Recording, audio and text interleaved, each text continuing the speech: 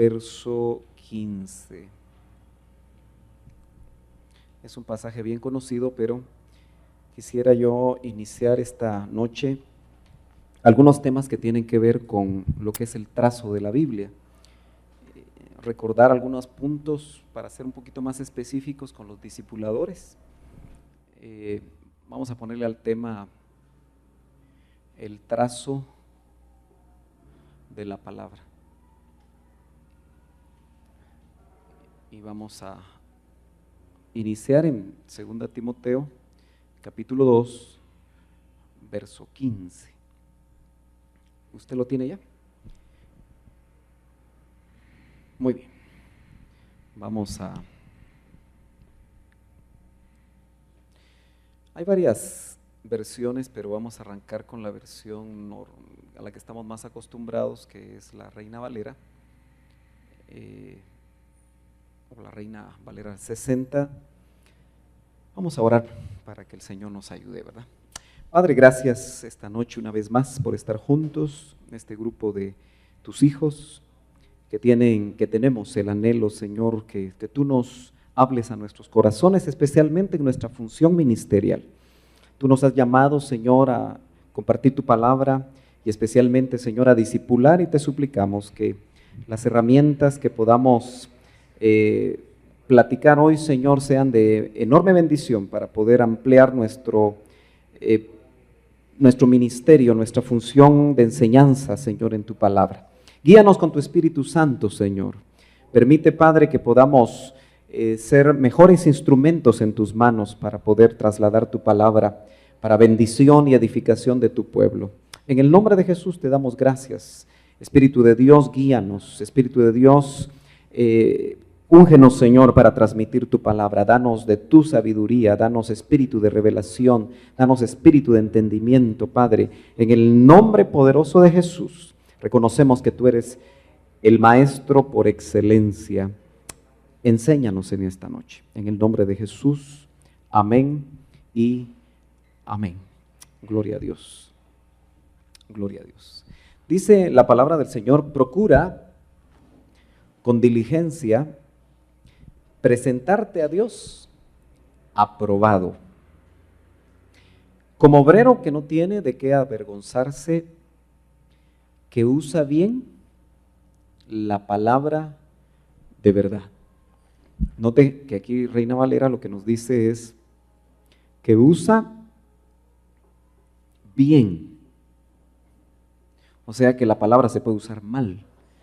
La palabra, ¿sí?, de verdad. Muy bien.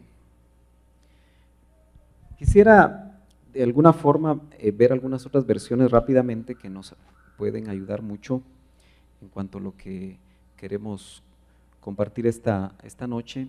Y especialmente quiero ver una o dos palabras griegas de este pasaje que nos van a dar una idea mucho más completa de lo que el Señor le está diciendo, obviamente a todo ministro, a todo obrero, a todo aquel que enseña la palabra, pero que usó a Pablo, el apóstol Pablo, en su discipulado a Timoteo. Y de hecho nosotros, pues de alguna forma les he compartido la importancia de ir haciendo Timoteos, ¿verdad? Y también Timoteas, ¿por qué no? Bienvenido, hermano. Entonces dice, otra versión dice, trata de que Dios, qué interesante esta versión, dice, trata de que Dios pueda contar contigo. Mire qué bonito. Trata de que Dios pueda contar contigo. Sé como obrero irreprensible. Eso me gusta mucho. Experto, dice, en el manejo de la palabra de Dios. Qué interesante, ¿verdad? Experto. Esta es la versión BL 95. Dice experto. Vamos a ponerlo acá. Experto en la palabra de Dios. Cuando uno ve esa palabra, pues pareciera que uno mismo se pudiera autocalificar y decir, bueno, no llego a esa medida. Pero lo importante es que nosotros podamos anhelar ser expertos. Ustedes se acuerdan que los escribas eran expertos en la palabra, expertos en el Antiguo Testamento. Aunque el Señor, cuando los vio y tenía a sus discípulos cercano a Él, les dijo, miren, ellos están sentados en la cátedra de Moisés. Eso quiere decir que eran expertos en la Torá, eran expertos en los primeros 5 libros de la Biblia y seguramente conocían muy bien el Antiguo Testamento. Pero les dijo, miren, oigan lo que ellos dicen, como quien dice, pónganles atención a lo que ellos dicen, o hagan lo que ellos dicen, pero no lo que ellos hacen. Entonces, esta gente, que por cierto, cuando ustedes tengan la oportunidad, profundicen acerca del grupo de los fariseos. Realmente los fariseos, desde unos 300 años antes de Cristo, fueron los judíos y por supuesto la secta religiosa de los fariseos, una de las ramas del judaísmo. Habían más de 16 grupos diferentes dentro de los judíos, pero de ellos los fariseos se volvieron los más celosos. ¿Celosos en qué? En resguardar las copias lo más cercano al original, porque acuérdense ustedes que no tenemos originales completos, ¿verdad? Sí existen grandes porciones del Nuevo Testamento, buenas porciones del Antiguo Testamento, pero las primeras copias donde los escribas originales escribieron no están, son copias de copias de copias. Entonces los fariseos, una de las cosas que podemos nosotros ver como ventajoso, que de alguna manera fueron usados por Dios, ¿verdad? Porque cuando oímos nosotros la palabra fariseo en nuestro idioma español, o cuando le decimos a alguien fariseo, pues parece un insulto, casi le estamos diciendo hipócrita, ¿verdad? Pero el fariseo mantuvo por siglos, con mucho celo, porque contaban hasta las letras hebreas, las contaban, para mantener el original, porque sin duda ellos tenían copias originales. Acuérdense que estamos hablando de 2000 años, pero ellos tenían que consultar manuscritos en el primer siglo de muchos años atrás, ¿sí? Qumran y Umad Hamadi, me parece, en Egipto, son 2 lugares donde se encuentran manuscritos. Obviamente no solo del Nuevo Testamento, sino que se encuentran también manuscritos de evangelios apócrifos. Sin embargo, dentro de eso, ustedes saben, tal vez el descubrimiento más interesante es lo de las cuevas de Qumran, donde encuentran manuscritos, buenas partes de Isaías y buenas partes de algunos pasajes más. Es uno de los descubrimientos más grandes. Ahora, lo interesante es que el expertise que tuvieron ellos, o el expertaje que tuvieron ellos, lamentablemente se cayó en la letra, solo en conocimiento, en contar las letras. Ellos sabían cómo hacer las copias, pero también el Señor en otra ocasión les dijo, ustedes escudriñan las escrituras. ¿Se acuerdan? Es una palabra que vamos a tratar de investigar hoy también. Escudriñan las escrituras y ellas son las que dan testimonio de mí. Pero ustedes, les dijo a los fariseos, no vienen a mí. Entonces, no es solamente ser expertos, no es solamente saber escudriñar, no es solamente saber estudiar, porque el mismo estudio a los fariseos del tiempo de Cristo no les permitió reconocer que delante de él estaba la misma palabra que se hizo vida y estaba el Hijo de Dios. De alguna manera, a algunos de ellos el Señor les tuvo que decir incluso, hijos de vuestro padre, el diablo sois. Entonces, no es solamente el conocimiento, no me interesa a mí mucho que nos quedemos exclusivamente en el conocimiento, pero sí, cuando leo este pasaje y veo que dice que el obrero debe ser, primero me gusta esto, dice que Dios pueda contar contigo. Yo le hago la pregunta y me hago la pregunta yo también. ¿Puede Dios contar con nosotros? Usted respóndasela. Porque si Dios puede contar con nosotros, pues nos va a estar pidiendo tiempo, nos va a estar pidiendo sacrificios, nos va a estar pidiendo muchas cosas. Entonces dice, que Dios pueda contar contigo, uno. Otro, sé obrero irreprensible. En la versión Reina Valera que leímos dice, obrero que no tiene de qué avergonzarse. experto en el manejo de la palabra de la verdad.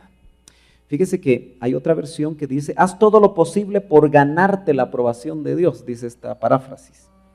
Bueno, eso de ganarte como que no muy nos suena a nosotros, ¿verdad? Porque sabemos que el Evangelio es de gracia, pero esto está hablando de una aprobación, no está hablando de salvación, está hablando de un examen, está hablando de una aprobación en el ministerio. Y yo creo que ahí sí hay demandas.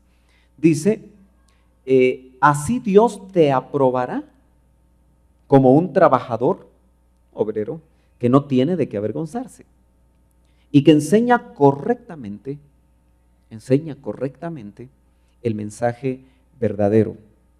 Me gusta mucho esta otra versión que dice, esfuérzate por presentarte a Dios aprobado como obrero que no tiene de qué avergonzarse y que interpreta, esa palabra es muy importante, y que interpreta, esta es la versión,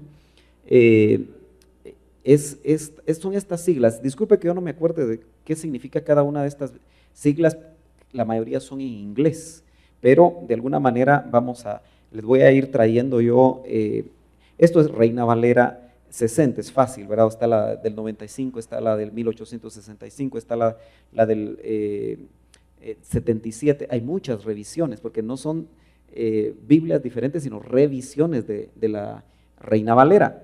Esta me parece que es Living Bible, si no estoy mal, Living Bible del 95. Esta no recuerdo muy bien, pero dice que interpreta.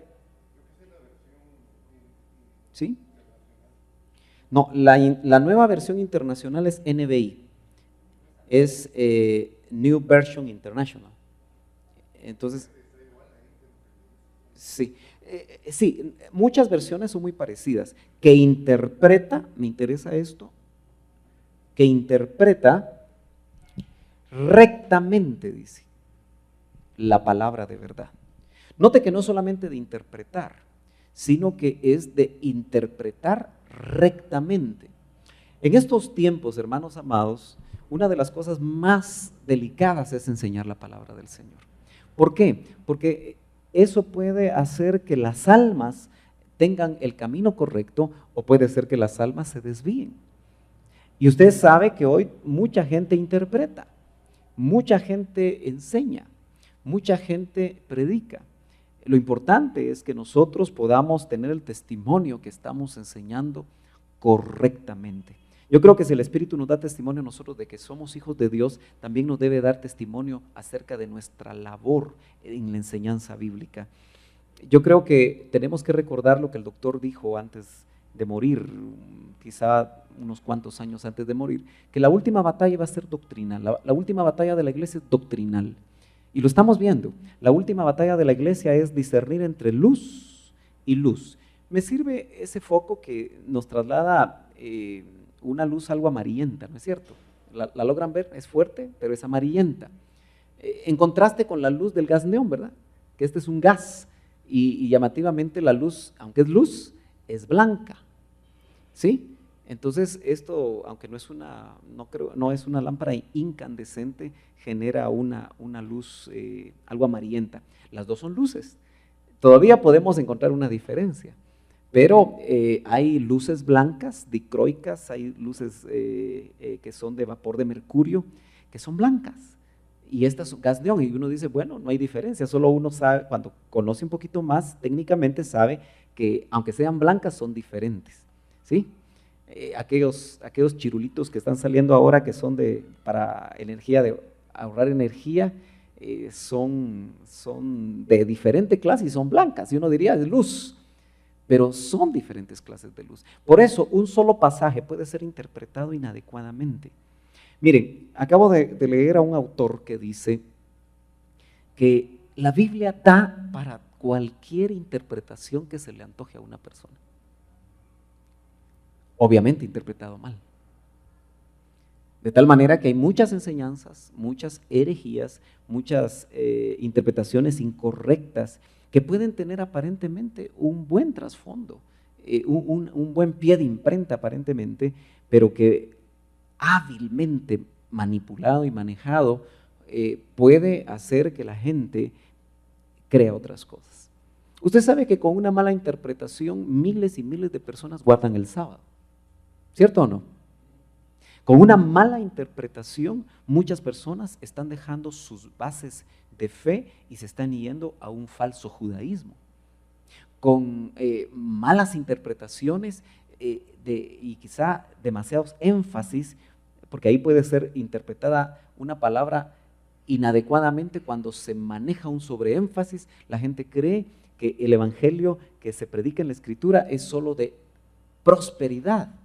Y así podríamos nosotros agarrar tantos desvíos doctrinales donde, hermanos amados, son miles y miles y miles de personas.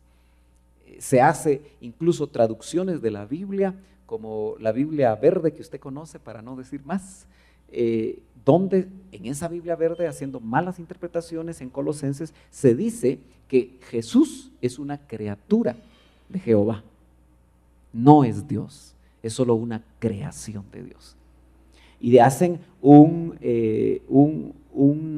análisis en el mismo original, hacen una mala interpretación de la palabra protótocos, ¿verdad? Que habla del primogénito de la creación, y ellos hacen su propio análisis en el mismo original griego, donde la mayoría no entra, y entonces llegan a la conclusión de que Jesús es el primer ser creado. Delicado, ¿verdad? Porque sencillamente dicen, entonces Él no es Dios. Dios solamente es Jehová. Bueno, usted más o menos ya puede entender.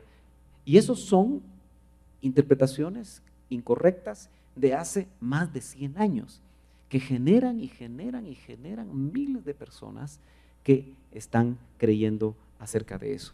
Fíjese que, déjeme ver alguna otra versión interesante que nos... hay una versión que era lo que me quería compartir con ustedes porque tiene que ver con el tema. Dice, procura con diligencia presentarte a Elohim, aprobado. Es llamativo porque esta es una versión, la Brit Hadasha.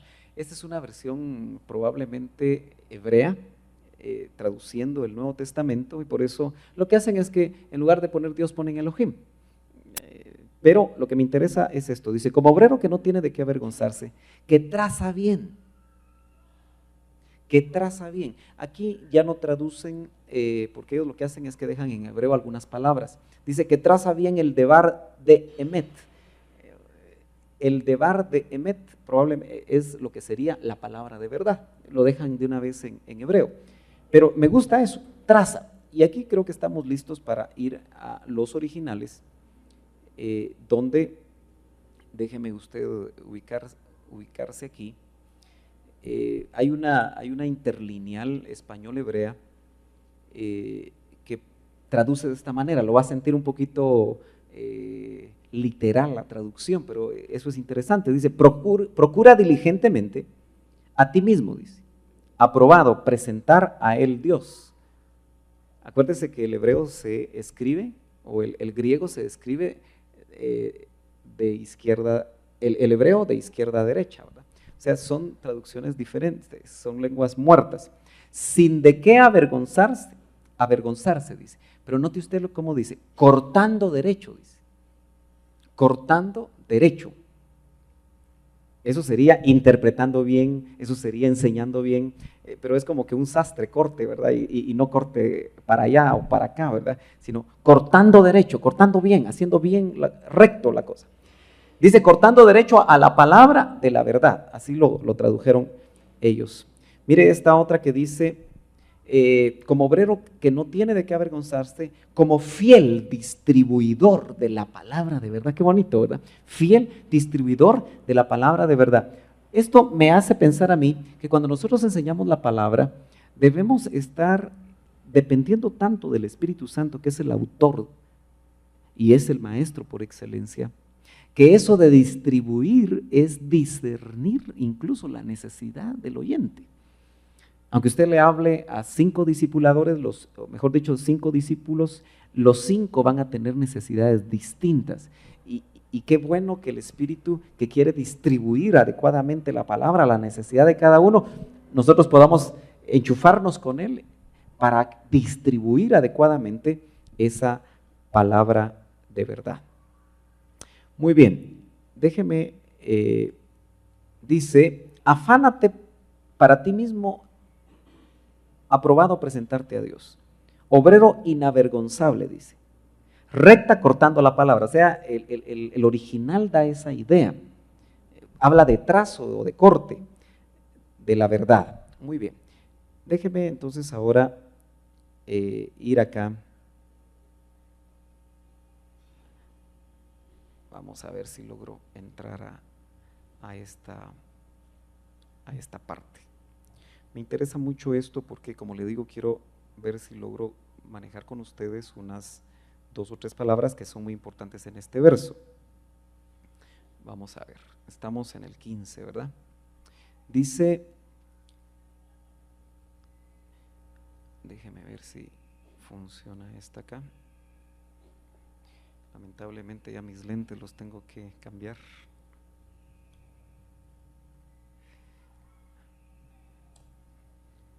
Tengo que bajar mis lentes para poder ver bien acá, ¿verdad? Déjeme ver aquí. Vamos a ver. ¿Cuántos de ustedes tienen computadora, mis hermanos? ¿Sí? Sí.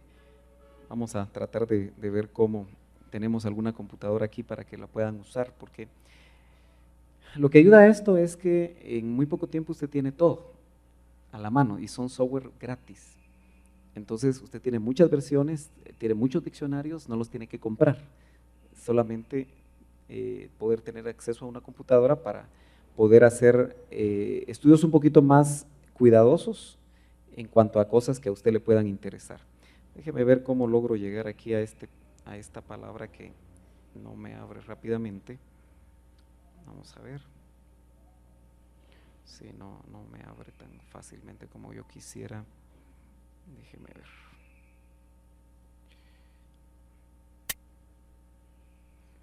Sí.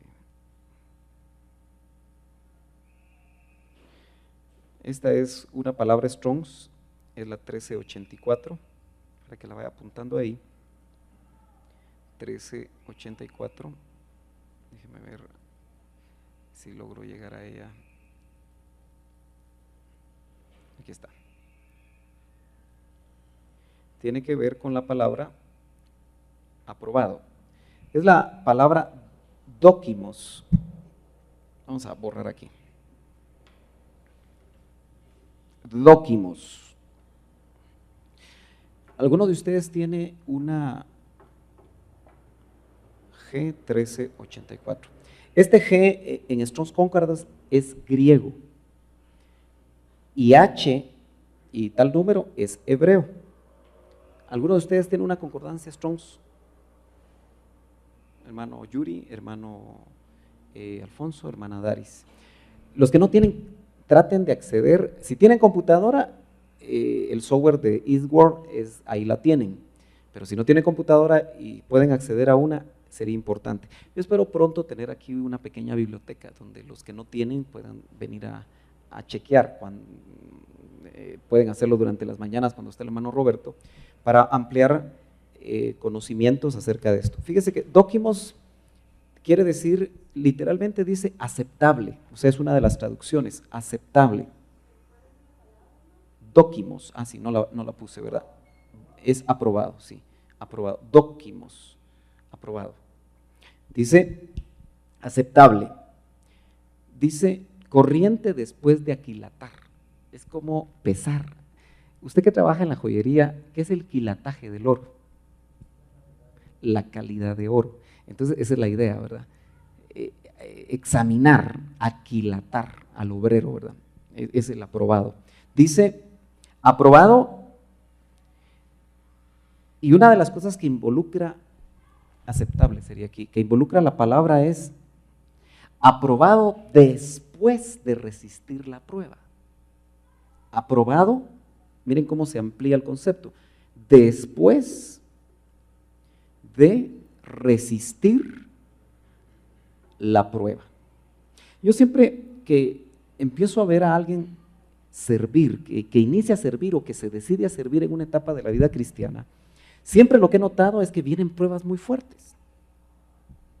Es más, he visto llamados pastorales donde las pruebas son terribles. Les comentaba, y tú fuiste testigo del llamado de tu hermano, para hablar de alguien que conocí de cerca, o conozco de cerca. Cuando Ramón Leal fue llamado, recuerdo yo que una de sus hijas presentó un cáncer en su sangre, pero yo diría que unos meses después del llamamiento y de la decisión de dejar negocios y dejarlo todo. Entonces, imagínese usted cuál es el mensaje para un llamamiento, para uno llamado, en este caso a dejarlo todo y estar en el ministerio a tiempo completo. Fue que el que se mete y acepta un llamado de Dios, la cosa se le complica, al punto que un hijo puede ser tocado. Y eso puede hacer que un llamado se desvanezca si la persona realmente no está segura del llamado de Dios. Afortunadamente el hermano se mantuvo en fe y Dios sanó. Y hasta el día de hoy, ahí está su hija, sanada de un cáncer de sangre, una leucemia. Y así pueden haber muchos llamados. Entonces, hay mucha gente que huye al llamado de Dios. Y acuérdense que no todos los llamados son llamados a tiempo completo, pero todos estamos siendo llamados a servir. Entonces, por eso llama la atención que esa palabra, cuando dice resistir la prueba, es que el obrero aprobado es uno que ha resistido la prueba. Y es que, hermano amado, servir al Señor es salir de una prueba, tal vez pasar un tiempo donde las fuerzas se renueven y entrar a otra prueba. Este autor que he estado leyendo ahorita, Jim Edwards, que por cierto es el libro que me acaba de llegar de Jim Edwards, es un libro que yo voy a recomendar y ojalá que usted lo pueda leer. Como le digo, a veces no están los recursos para comprar los libros, pero ojalá que podamos tener aquí unos 3 o 4 a nivel de biblioteca, donde usted lo preste. Eso sí, hay que devolverlo, ¿verdad? Con B de vuelta, para que lo lean otros.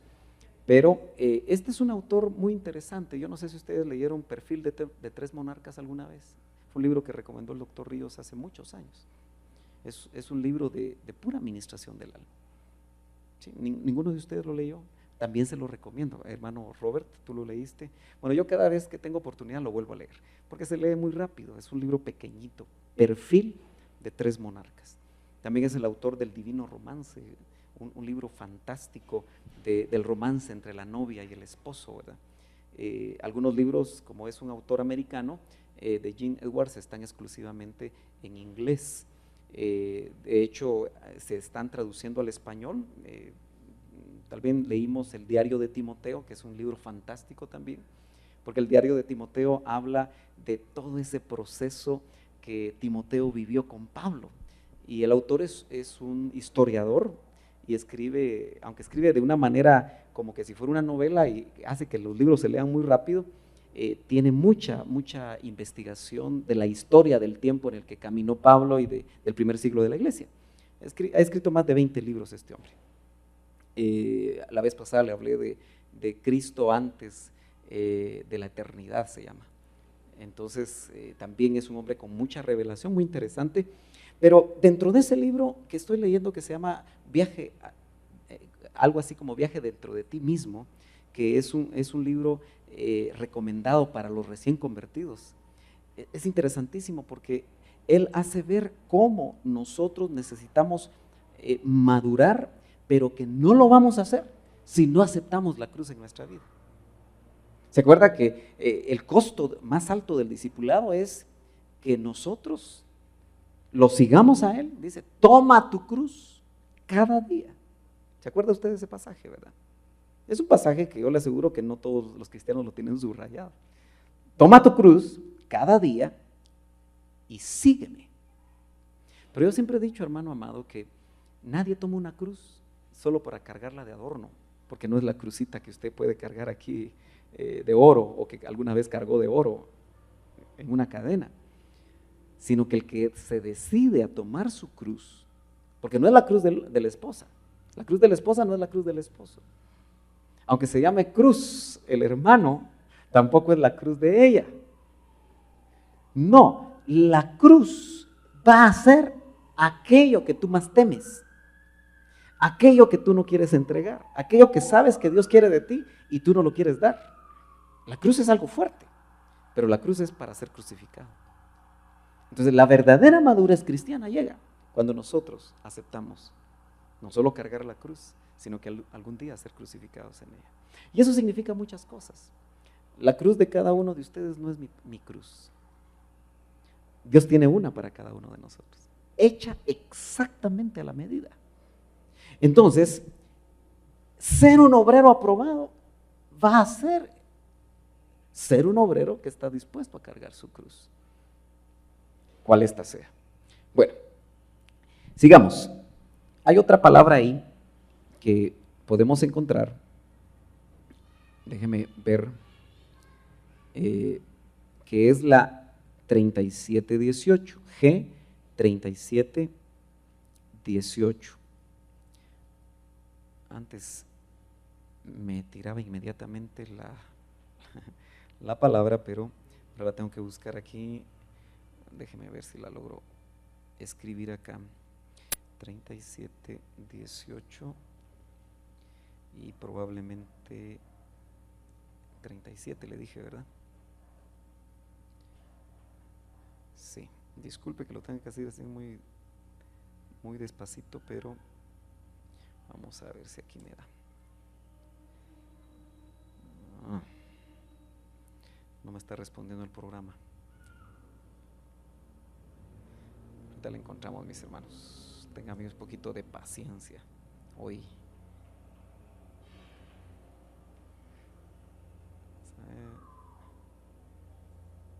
Aquí está. Ok. Esta es una palabra difícil de pronunciar, sotomeo.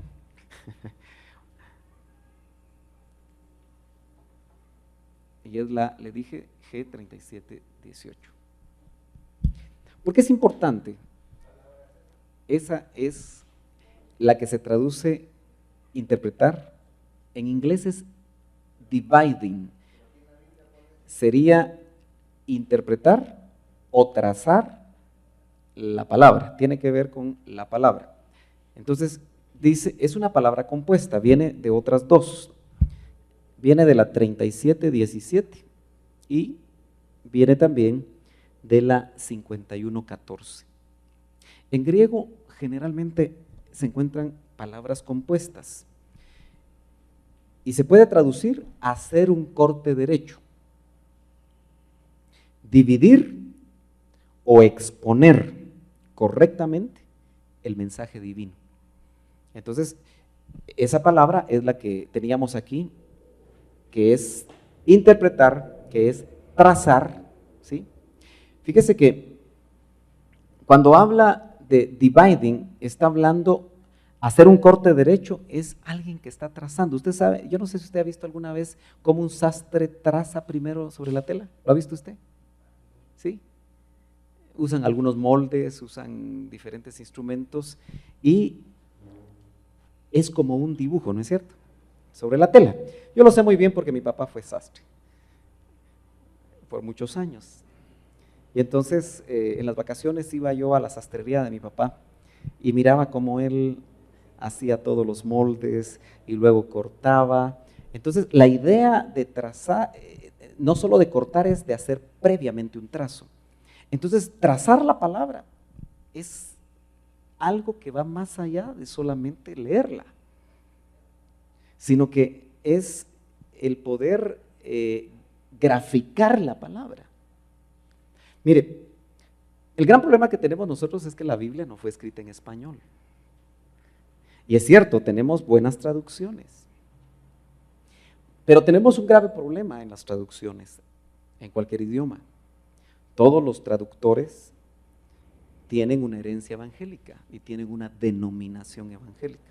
De hecho, hay muchos traductores que incluso no son ni evangélicos, tienen otro tipo de religión. Y asústese, pero los más conocedores de los idiomas no necesariamente son los teólogos evangélicos, o por lo menos no lo fueron en los años anteriores. Hay versiones como Jerusalén que no fueron traducidas por evangélicos, ¿verdad? ¿Sí? ¿Cuántos tienen una versión Straubinger, por ejemplo? ¿Alguien tiene Straubinger? ¿O tienen una versión en Nácar Colunga, por ejemplo?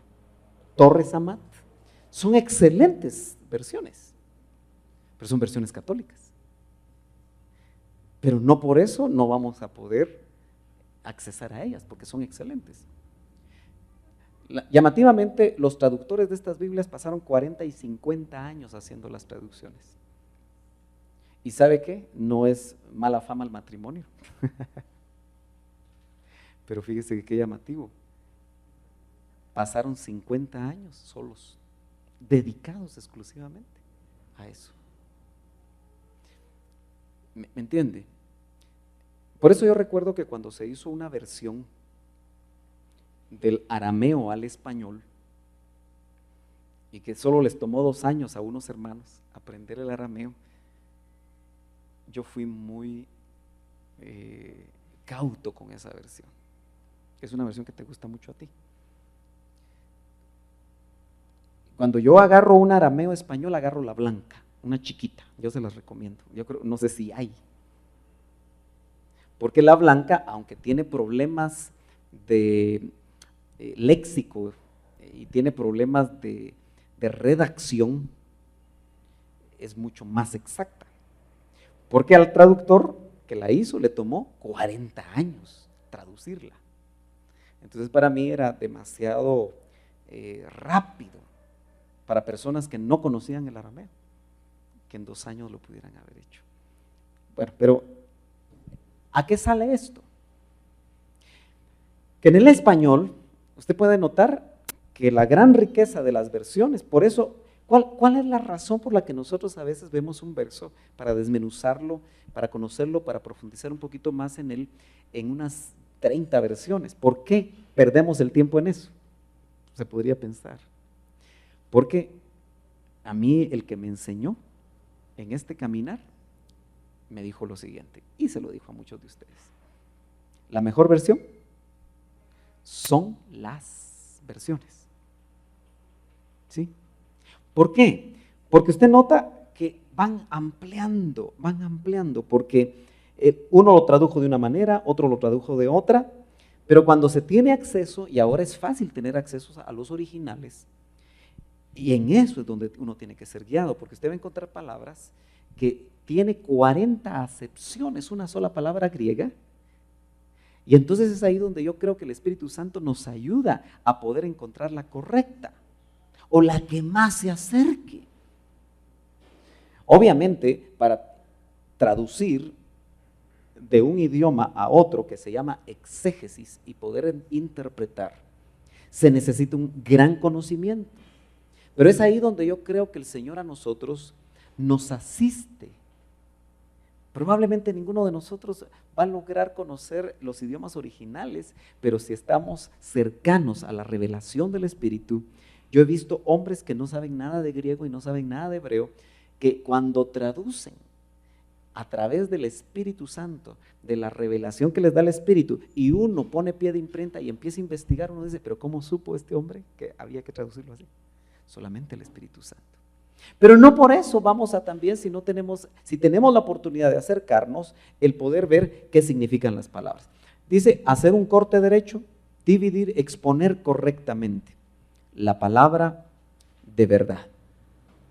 Entonces, note usted qué interesante es el poder darse cuenta que el Señor espera que nosotros tracemos bien la palabra. Siempre me parece, déjeme ver si es en la primera epístola de Timoteo, donde se da un requisito a los ancianos. Tal vez si usted me encuentra el verso, tal vez usted me lo encuentra antes que yo, donde dice, el anciano sea apto para enseñar. Déjeme ver acá.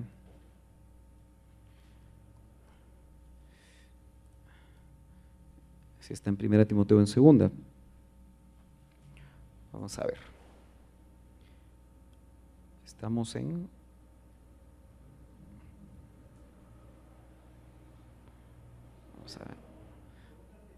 3:1. Ok, primera de Timoteo 3:1.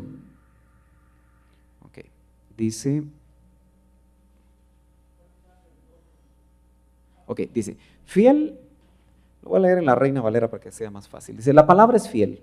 Si alguno desea obispado, oficio de pastor o anciano en la iglesia, dice esta versión. Ministerio difícil desea, dice. Así traduce la Reina Valera 2000. Se lo vuelvo a leer. La palabra es fiel, dice. Si alguno desea obispado, y entre paréntesis, oficio de pastor o anciano en la iglesia, ministerio difícil desea, dice. Bueno, veamos la versión Las Américas. Palabra fiel es esta: si alguno aspira al cargo de obispo, buena obra desea hacer. Mejor nos quedamos con esta, ¿verdad? Si no nos desanimamos muy rápido. ¿Qué dice ahí?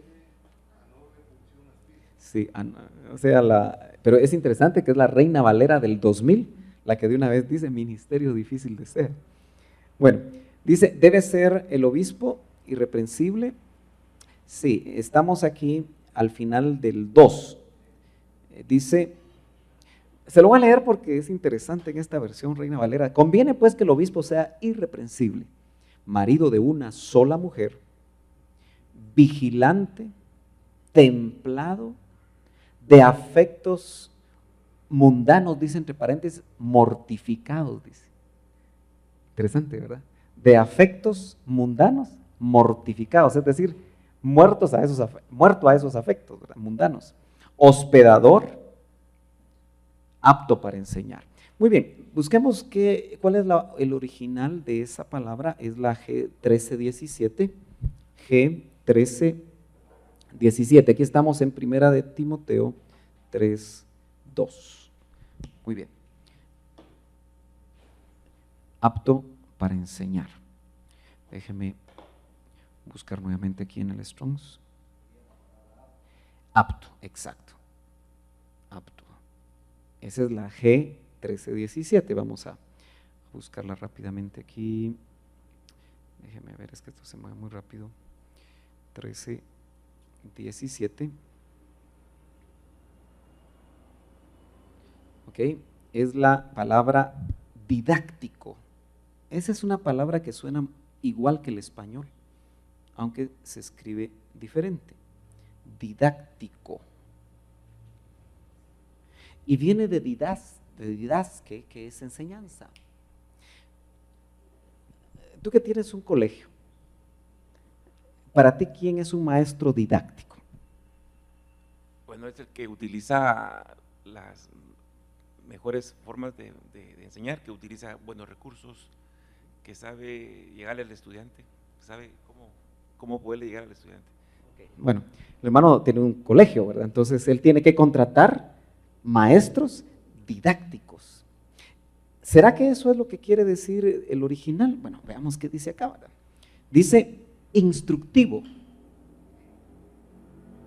didáctico. O sea, es el término didáctico, se ha conservado. Esa es una transliteración en el español, si usted se da cuenta. Transliterar una palabra de cualquier idioma es repetirla casi exacta, como cuando, por ejemplo, usted translitera una palabra del inglés, ¿verdad? Stop. Stop es pare, ¿verdad? Pero a veces nosotros en lugar de decir pare, decimos stop. Ahí lo que hicimos fue que estamos hablando español y solo transliteramos, no tradujimos. Entonces, casi eso fue lo que hicieron, solo que cambiaron la K por la C, ¿verdad? ¿Lo nota? Casi solo hicieron esa, y se traduce apto para enseñar. Ahora, fíjese que aquí es donde uno muchas veces, cuando está siendo llamado a enseñar o está enseñando, una vez se complica porque dice, ¿seré que yo soy apto para enseñar? ¿Seré que soy didáctico? Mire, didáctico en palabras muy sencillas es un maestro que se da a entender. Nosotros en nuestro sistema educativo, yo me imagino que es toda América Latina, no sé si sea en Estados Unidos y Europa, me parece que los europeos y los norteamericanos han logrado una mejor didáctica, más práctica. Pero, ¿cuántos han oído con sus hijos que tienen maestros que dicen, no le entiendo nada? Y los que hemos estudiado en la universidad o hemos estudiado en diferentes lugares, ¿Cuántas veces nos hemos encontrado con un maestro que sabemos que sabe un montón, pero no sabe cómo transmitirlo? ¿Cuántas veces usted se ha dormido oyendo a un erudito que habla con unas palabras tan de 3 pisos, no malas palabras, sino que muy rimbombantes, muy especializado, pero que la gente no entiende nada? Entonces nosotros, para ser didácticos, una manera de ser didáctico es usar un pizarrón, una manera de ser didáctico es usar una pantalla para pensar en recursos. Tú hablaste de recursos, pero cuando no había pantallas, ¿qué usábamos? Yo recuerdo que cuando le daba clases a jóvenes, yo tenía 15 años y le daba clases a jóvenes en la iglesia pequeña donde yo asistía, eran unos 15, 20 jóvenes, y lo que usaba era un pizarrón con tiza, solo que compraba crayones o tizas de colores. Llegaba, recuerdo, mi escuela dominical era a las 9 de la mañana, y yo llegaba a las 8 de la mañana. Barría porque había que barrer porque no había piso. Y había que echar agua y había que, ahí hay tiza, ¿verdad? Entonces, y me tomaba 45 minutos hacerles dibujos y escribir y llenar el pizarrón para que cuando ellos llegaran ya estuviera lleno el pizarrón. Y viera qué interesante era para los jóvenes ver las figuritas. Recuerdo que quienes me dieron a mí escuelas dominicales, y es algo que creo que últimamente aquí no se está usando, pero debería de usarse, son los famosos franelógrafos. ¿Alguno de ustedes recibió clases con franelógrafo? Si usted se convirtió muy niño y recibió clases de vacaciones o recibió clases en la escuela dominical, se usaban franelógrafos, que era una franela y se vendían los libros, todavía se venden, ¿ok? Donde se pegan las figuritas. Entonces, en lugar de decirle que el mar rojo se abrió, uno pone ahí el mar rojo abierto. Esos son recursos. Una cartulina puede ser un recurso. Por ejemplo, yo me gozo mucho de cómo el área de niños, usted se da cuenta que hay gente que dibuja muy bonito, muy talentosa, que pone ahí y hace cosas para recursos. Eso es ser didáctico. ¿Usted cree que Jesús fue didáctico? Fue muy didáctico Jesús. Fue muy creativo. Yo por eso siempre he creído que el Espíritu Santo es creativo. Por eso a mí no me gustan los programas enlatados que vienen de otras misiones o de otras latitudes y que nuestros ministros guatemaltecos aprovechan y agarran el método en lata y lo repiten una y otra vez, porque el Espíritu es creativo. Y de alguna manera creo que en cada congregación va a dar la creatividad según la necesidad de la gente y según lo que el Señor quiere hacer en esa congregación. Yo creo que el Espíritu es creativo. Entonces, yo creo que el Señor fue muy didáctico porque utilizaba lo que miraba. ¿Se acuerda usted cuando Él andaba una vez con los discípulos un día sábado y tenían hambre? Y era la época de la cosecha del trigo, por ahí acuérdese que entre abril y sábado en el mes de Nisan era la de cebada. 2 meses después, más o menos, mayo, junio, en junio aproximadamente, era la del trigo. Entonces debe haber sido junio. No conozco muy bien, pero en Israel se dan las 4 estaciones. No sé en qué época estaban, si estaban en primavera o estaban entrando al invierno o estaban en el otoño, no sé. Pero el punto es que el trigo estaba ya a punto. Y él dice que sus discípulos agarraban granos de trigo, ¿verdad? ¿Se recuerda? Y entonces inmediatamente aparecieron los maestros de Israel, ¿verdad? Los fariseos y los saduceos y todos los feos. Y le dijeron, ¿por qué tus discípulos trabajan en sábado? Porque el trabajo era quitar los granos tostados ya por el sol de trigo, y me parece que con la mano los molían para hacer una masita y poder comer. Acuérdense que de la masa, de esa harina, mejor dicho, viene el pan, ¿verdad? Bueno, y el Señor le aprovecha eso precisamente para decirles que el Hijo del Hombre es el Señor del sábado, ¿verdad? Dice, el sábado fue creado por causa del hombre, dice, no al revés.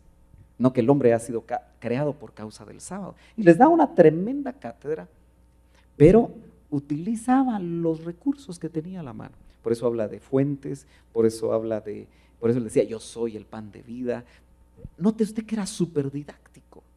Las parábolas es un método hermenéutico, porque fíjese usted que esta palabra hermenéutica, que yo creo que usted la ha oído, es una parte de la teología y significa el arte de interpretar la Biblia. Y no solo la Biblia, porque yo entiendo que los abogados hacen hermenéutica. Esa palabra me he dado cuenta que en los últimos 20 años se ha introducido en casi todas las carreras. Ustedes le tienen que hacer una hermenéutica a las leyes, o sea, una interpretación a las leyes. Y casi la mayoría de las ramas de la ciencia necesitan hermenéutica. Ahora a los libros se les hace hermenéutica. Pero realmente la hermenéutica como término, acuérdese que antes en las universidades, hace 500 años, solo se enseñaba Biblia. Teología era la reina de las ciencias, hace 500 años. Y entonces, hermenéutica surge el arte de interpretar la Biblia. Ahora se ha ampliado mucho más. Y dentro de la hermenéutica, las parábolas con las que enseñaba el Señor es una de las cosas a estudiar dentro de la hermenéutica. Ahora, acuérdese que las parábolas tenían un propósito, que la mayor cantidad de personas lo entendieran. Las parábolas eran para los discípulos, ¿verdad? Porque dice que después se las explicaba aparte, porque tampoco entendían los discípulos, pero él se las enseñaba. Entonces, a veces nosotros hablamos también que le decimos a alguien, vos entendé mi parábola, ¿verdad? Sí, es una manera de enseñar donde no se habla tan directamente, pero el que tiene entendimiento sobre algún tópico lo va a entender, ¿verdad? Es como un mensaje entre los iniciados, ¿verdad? Acuérdese que la palabra los iniciados era algo que se manejaba en los tiempos de Cristo. De hecho, las sectas se manejaban iniciándolos. No solo las sectas judías, sino que también algunas oscurantistas, ¿verdad? Y es interesante que en algunos pasajes de la Escritura, especialmente Pablo, recoge ese concepto de los iniciados y lo traslada hacia los cristianos, ¿verdad? ¿Qué quiere decir? Los iluminados por el Espíritu Santo. Pablo agarró muchos conceptos que se manejaban en su tiempo y los trasladó al Nuevo Testamento en el concepto que se usaban ahí, pero no en los propósitos que los usaban. No sé si me está entendiendo. Por ejemplo, los mustes eran los iniciados, viene de musterión, que significa misterio. Los misterios de Pablo, los misterios de Juan, eran solo entendidos por los mustes, que en el concepto del griego koiné hace 2000 años, lo que significaba era los iniciados. Entonces él dice, los misterios, y enseñaron misterios. Y a nosotros nos toca también enseñar misterios. Solo que bajo la idea de que lo vamos a enseñar a aquellos que han nacido de nuevo, porque solo ellos pueden conocer las cosas que son del Espíritu. Porque dice que los que no han nacido de nuevo, aunque asistan a una iglesia, lo hayan hecho por años, dice que no pueden entender las cosas que son espirituales. Bueno, yo tengo que ir parando. Empezamos casi a las 20, ¿verdad? Bueno, yo creo que vamos a ir parando acá y dar lugar a algunas de las preguntas. Muy bien. Dice didáctico. Una palabra más, un detalle más de didáctico. Fíjese que didáctico es uno que es apto para enseñar. Y aquí quisiera hacer una acotación. No todo el que es apto para enseñar necesariamente es un maestro de los 5 ministerios. Generalmente yo recuerdo que se hizo común la idea dentro de los discipuladores en el IM y aún dentro de los maestros de escuela dominical, que como enseñaban eran maestros, hablando de los 5 ministerios. Lo cierto es que la palabra maestro, aunque si lo vemos en Efesios 4, busquémoslo en Efesios 4, dentro de los 5 ministerios, 4:11, y vamos a ver que es otra palabra griega, el ministerio de maestro. El obispo debe ser didáctico, pero también hay otra porción donde dice el anciano sea apto para enseñar, y usa la palabra también didáctico. 4:11, si lo tiene ahí, dice: y él mismo dio a unos apóstoles, otros profetas, otros evangelistas, otros pastores y maestros. La palabra griega maestros es la 1320, ¿sí? G1320. Acuérdese, 13:17 está relacionada, porque es una familia de palabras, porque este correlativo lo que le indica a usted es que son de la misma raíz, pero no es exactamente lo mismo. Pareciera como que es una fase. Un didáctico puede desarrollar el ministerio de maestro. Acuérdese, desarrollar, porque los 5 ministerios se nace con un ministerio, pero esos ministerios se desarrollan. Vuelvo a la carga. No todo el que abre iglesias es apóstol, ¿sí? No todo el que evangeliza es evangelista. No todo el que profetiza es profeta.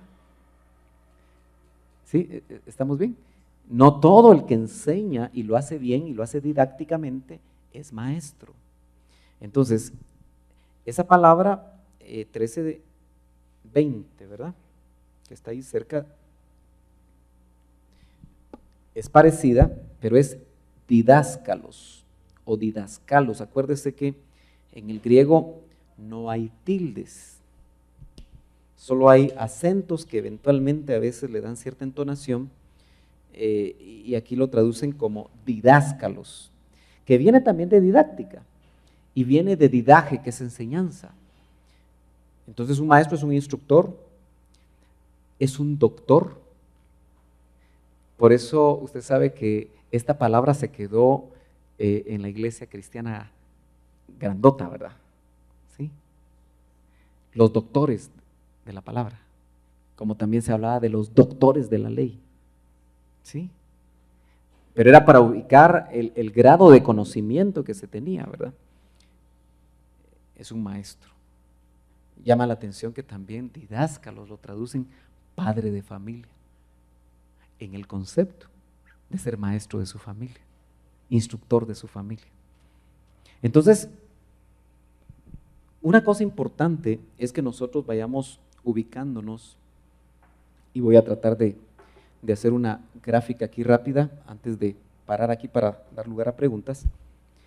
Es que un discipulador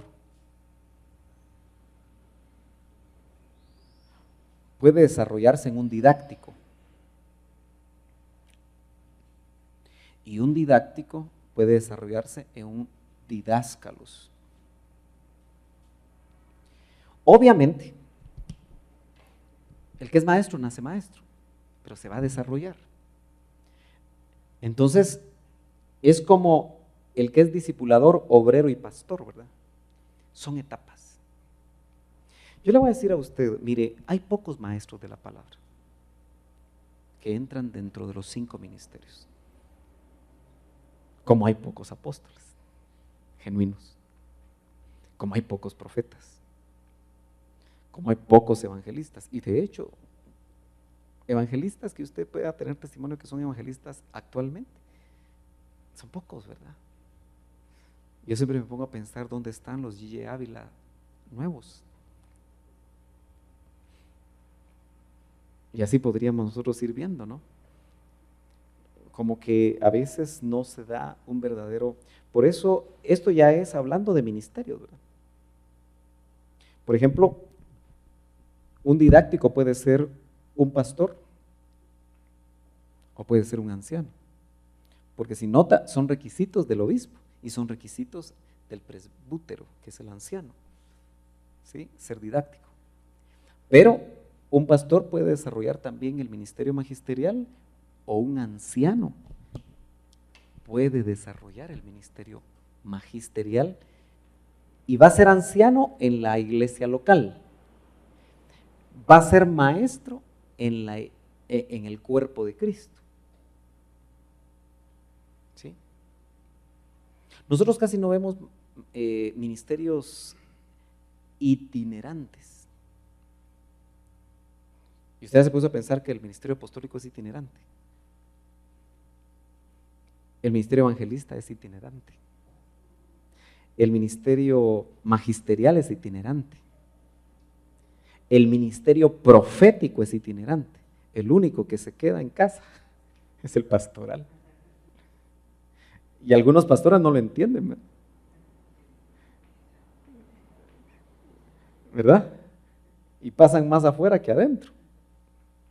Aunque también el pastor puede ser itinerante en determinados momentos, más que nada en equipamiento hacia otros, temporalmente. Entonces, note usted que esto es bien importante. Volviendo, el trazo de la palabra, hay otro verso, ahorita no lo recuerdo muy bien para buscarlo, pero donde se usa la palabra grafé, de donde viene grafito, que es para escribir, para dibujar, para trazar.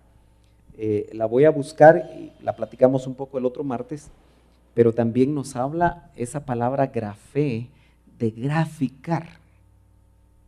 Mire, yo creo que cuando usted enseñe, usted necesita como meterse. ¿Usted se ha dado cuenta que cómo hacen ciertas películas de ciencia ficción donde la gente ahora se está metiendo en un cuadro? ¿Ha notado usted? ¿Ha visto usted alguna vez algo de eso? Se han escrito libros donde aparentemente encuentran una máquina del tiempo y regresan a los momentos donde lo que está narrando la Biblia se está viviendo. Sí. Me parece que el que enseña debería de vivir experiencias de ese tipo, no como se ven en las películas, pero sí que el Espíritu lo traslada a esos momentos. No sé si me estoy dando a entender. Porque entonces usted vivió o está viviendo lo que está sucediendo. Los idiomas son gráficos, trasladan imágenes. Cuando nosotros enseñamos, debemos de trasladar imágenes. Obviamente por el Espíritu. ¿Me está entendiendo? Bueno, quiero dejarlo aquí porque son las 8:30. Vamos a dar unos minutos a preguntas porque siempre tenemos una reunión después. Así que dejémoslo acá. Preguntas, que se queden grabadas siempre porque en el audio creo que es importante que aparezca la pregunta y también la respuesta. Muy bien, hermano Alfonso, después. Tengo dos preguntas, hermano. Sí, adelante. Una, tenemos un ejemplo, podríamos tomar a Esdras como un ejemplo de un maestro. Definitivo. Estamos viendo donde dice Esdras 7:10, creo que ahí tenemos un ejemplo, podríamos aplicarlo. Sí, así es. Esdras 7:10. Vamos a buscar Esdras. Vamos a ver si me camina a mí rápido Déjeme ver. Si usted lo tiene, hermano, ¿por qué no lo lee? Dice, porque Esdras había preparado su corazón para inquirir la ley de Jehová y para cumplirla y para enseñarla en Israel, para enseñarle a Israel sus estatutos y decretos. ¿Leyó 3? 7:10. Perdón, 7:10. Sí, porque me gustaría tratar de ver de una vez alguna palabra interesante. Fíjense que realmente Esdras, ustedes saben que existe una teoría que realmente en los tiempos de Esdras, porque hubo una recopilación de la ley, porque usted nota que habían perdido la ley. Ya los judíos o los israelitas, porque son judíos los que vienen de Judá, ¿verdad? A veces los metemos a todos en el mismo paquete, pero los israelitas, hubo una época, por toda la impiedad de los reyes, que perdieron hasta la ley, ya no se leía, por lo tanto tampoco se hacían sacrificios y se hacían muchas cosas que estaban en la ley. Y en este contexto vemos que, déjeme ver si este es el verso, dice, porque Esdras había preparado su corazón, dice. Note que tiene que ver muy parecido, como que fuera un paralelo con lo que leímos, porque dice, preséntate a ti mismo como aprobado. Y dice, Esdras había preparado su corazón para buscar la ley del Señor. Nosotros tenemos que tener primero un encuentro con la palabra. Y los primeros que tenemos que ser afectados y transformados por la palabra somos nosotros. Porque podemos enseñar como cualquier otro maestro enseña cosas que sabe y que jamás ha vivido o que incluso no cree. Entonces dice, para buscar la ley del Señor y para hacer y para enseñar a Israel sus mandamientos y sus juicios. Me llama la atención cuando dice para hacer, vamos a ver, aquí es hebreo, aquí es una H3925, H3925 cuando se traduce enseñar, y déjeme ver cómo la encontramos. H3925, déjeme ver si la encontramos rápido.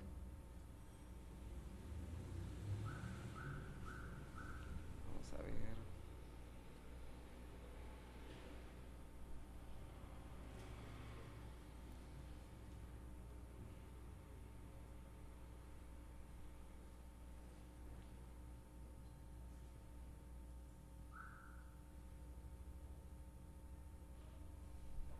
Sería más rápido buscarla en la concordancia. Es que no está funcionando como debe funcionar esto. Muy bien. 3925. Es la palabra lamad. Lamad. Dice raíz principal. Miren qué interesante. Propiamente aguijonear, dice. Por eso cuando la palabra aguijonea es porque está llegando, ¿eh? Aguijonear, es decir, por implicación, enseñar. ¿Se acuerda usted cuando, me parece que es en los Proverbios, donde usted me corrige, donde dice que las enseñanzas del maestro son como clavos bien clavados? Interesante, ¿verdad? Aguijonear, por implicación, enseñar. Siendo la vara un incentivo oriental. O sea que el maestro usaba vara cuando enseñaba, cuando no ponían atención. Dice, también se puede traducir acostumbrar, adiestrar, aprender, diestro, domar, imagínense, ensayar, enseñador, enseñar, indómito, instruir, hábil, lamad. Entonces, lo que se está viendo acá es que él primero buscó o preparó su corazón para buscar la ley del Señor y para hacer y para enseñar. Esa palabra hacer me llama mucho la atención porque note que primero se hacía y luego enseñaba, lo mismo que hacía Jesús, ¿verdad? Lo que empezó a hacer, que dijo Lucas, y enseñar. Vamos a buscar rápidamente esta palabra, es la 62:13, donde dice hacer.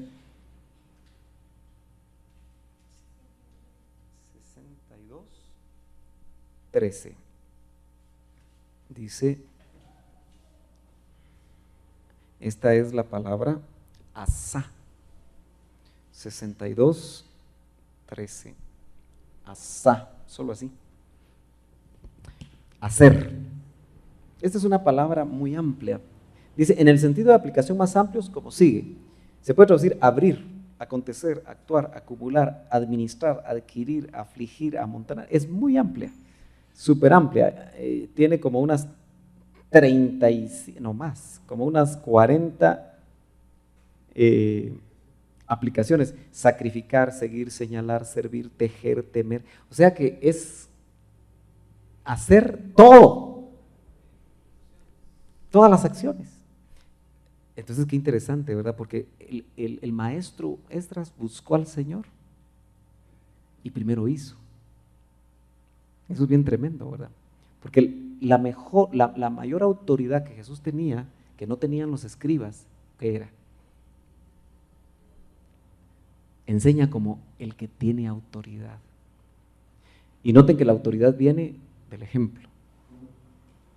Entonces, la autoridad que va a venir en nuestra enseñanza es que lo que enseñamos se nota que lo vivimos o que estamos en el camino, ¿verdad?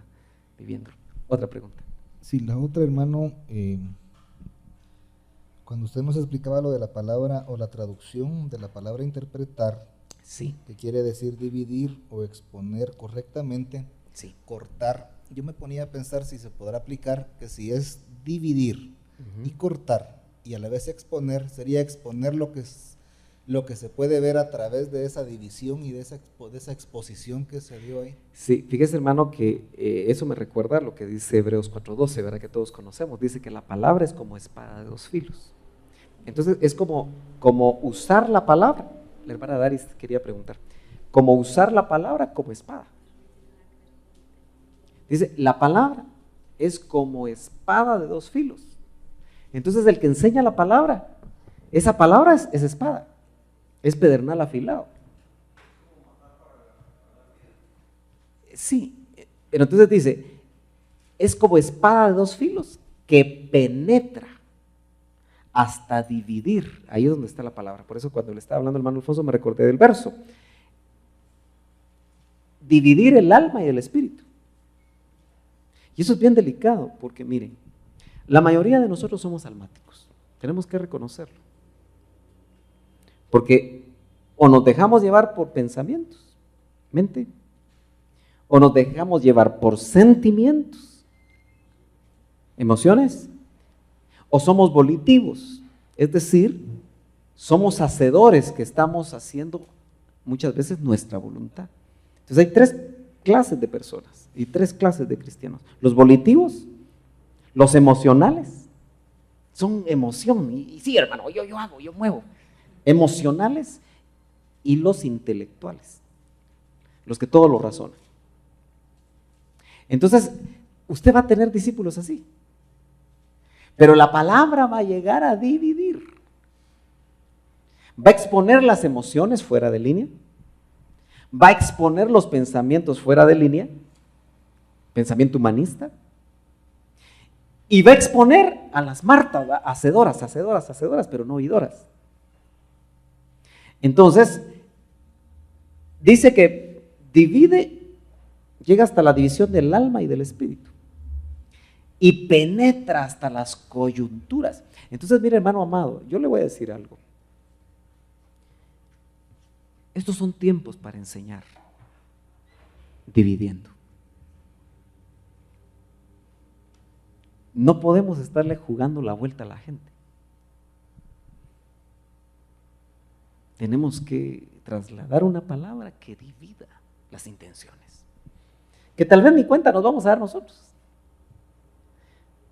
Hasta que las personas vienen y muchas veces dicen, hermano, cuando usted enseñó aquella vez, cuando usted predicó aquella vez, fíjese que salió a luz esto y esto y esto, ya en una administración probablemente. Y quizá nunca sepamos qué fue lo que hizo el Señor, pero sí, hermano, es penetrar, es abrir. ¿Por qué la división del alma y del espíritu? Porque la palabra, acuérdense, el logos, que no llega hasta el espíritu, solo se queda logos. Yo creo que con ustedes en alguna ocasión, hablando sobre la renovación de la mente, yo les hice un esquemita que lo hacíamos continuamente, ¿verdad? Cuando enseñábamos, que son los tres círculos, ¿verdad? Que nos muestran a nosotros espíritu, alma y cuerpo. Fíjese que el logos puede quedarse solo aquí, ¿verdad? pero generalmente llega aquí. Pero aquí el logos va a ser manejado por emociones o interpretado por emociones, por razonamientos, ideas, mente, o voluntariosos que cuando llega la palabra se actúa inmediatamente. Alguien oye sobre el llamado al Señor y dice, yo voy. Ya actuó, ¿verdad? Ya tomó decisiones. Y a veces puede ser movido por emociones. Pero el logos, acuérdense, el logos es toda palabra que sale de la boca de Dios, que llega por lo menos a la división del alma y del espíritu, pero penetra hasta aquí. Es el único que se transforma en rema. El rema aquí se da, miren hermano. Por eso es que nosotros no podemos estar solamente dándole conocimiento al intelecto. Usted ha oído ministros que hablan que Platón, que Aristóteles, y se puede en algún momento sacar la alusión de estos hombres, pero yo me pregunto, pero si la Biblia es suficiente con todo lo que enseña, podemos encontrar paralelismos, pero son paralelismos que se quedan cortos. Pero hay mucha gente que le gusta el ministro pico de oro que le habla cosas rimbombantes y llenas de conocimientos y muy bonitas y esto y lo otro, pero mucho de eso se queda aquí, a nivel de alma. ¿Por qué será que la mayoría de nosotros, cuando nos preguntan al otro día, ¿y de qué enseñó el pastor? No sabemos. Espérame, me voy a recordar, dice. Mira, estuvo tremendo, pero me voy a recordar. ¿No es cierto que nos pasa a la mayoría? Ya cuando bajamos libros, sí, predicó sobre esto, y no agarramos mucho. ¿Por qué sucede? Porque pudo haber quedado a nivel de alma. Pero el logos que penetra hasta el espíritu, y aquí es donde viene el proceso de Romanos 10:17, ¿verdad? La fe viene por el oír, pero es un oír más allá del cuerpo, ¿verdad? Y más allá del alma, es un oír del espíritu. Por el oír la palabra, por el oír ¿qué? Rema, porque ahí es rema, la palabra de 10:17 es rema, no es logos. Entonces ese oír espiritual, cuando la palabra llega al espíritu, porque la palabra, hermano, es espíritu, ¿verdad? Mis palabras son espíritu y son vida. Entonces, cuando la palabra que es espíritu se transforma en rema, entonces regresa.